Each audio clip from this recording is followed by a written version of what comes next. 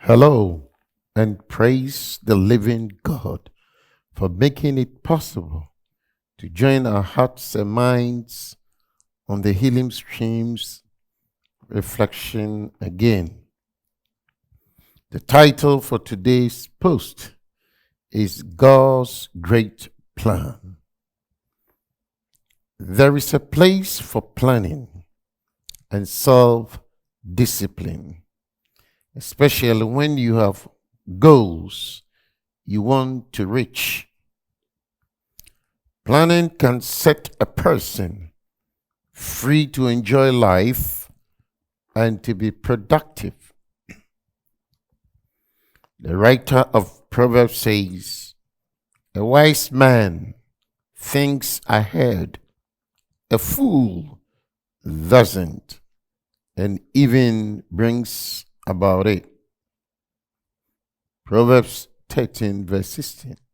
The reason you should take time to set goals, to plan your course of action, and to set priorities before you launch into it or into action. Careful planning can keep you and I from worry.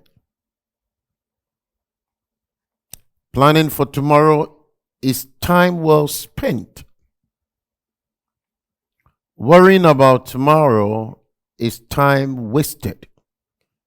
Sometimes it is difficult to tell the difference. Careful planning is thinking ahead about goals, steps, and schedules, and trusting in God's guidance. When done well, planning can help alleviate worry. It can lessen your worries. Worries, by comparison, are consumed with fear and find it difficult to trust God.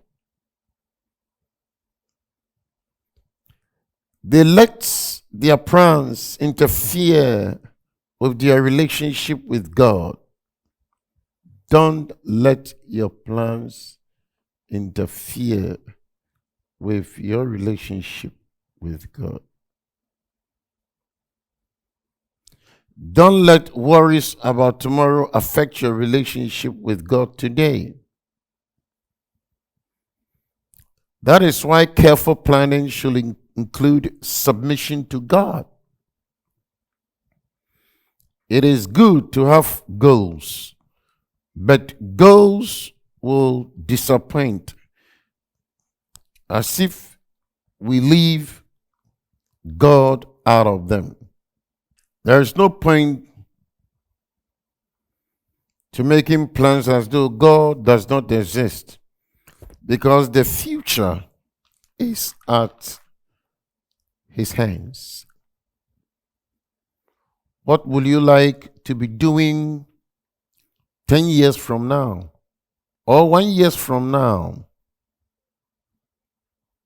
or tomorrow?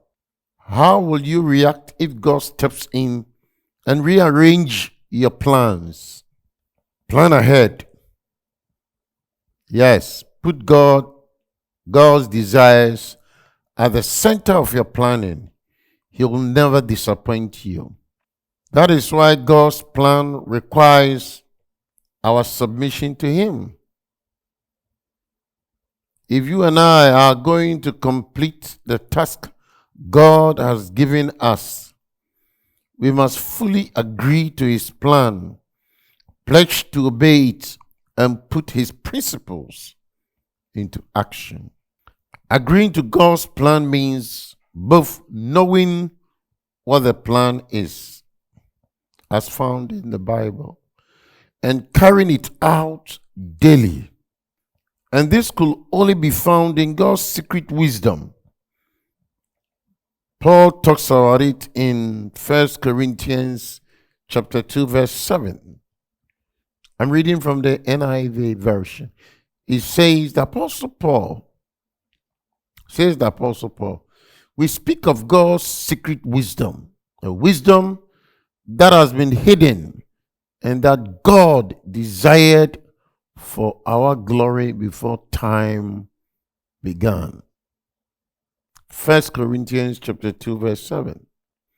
In a sense, God's plan is for our internal benefits.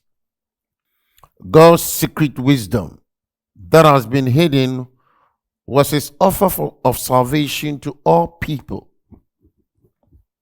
As a result, God's plan is more wonderful than we can imagine, both in this life and for eternity. To that effect, his Holy Spirit comforts and guides us, knowing the wonderful and eternal future that awaits us, and so gives us hope and encourages us to press on in this life, to endure hardships, and to avoid giving in to temptation. This world is not all there is. The best is yet to come. God's plan cannot be understood apart from Christ. Many people still do not understand God's plan. But when the time is right, he will bring us together to be with him forever. Then everyone will understand. On that day, all people will bow to Jesus, either because they love him or because they fear his power. However, this moment in time, God is at work in your life for his purpose. We need never to forget that God is ordering our steps, directing our path, and totally aware of our future, which means that wherever we are has vital significance in his sight. The Lord is in control, and the changes around us are part of his plan. Friends, make the most of this moment by living a life open to God's direction. Thanks for listening, and may God richly bless you. Bye for now.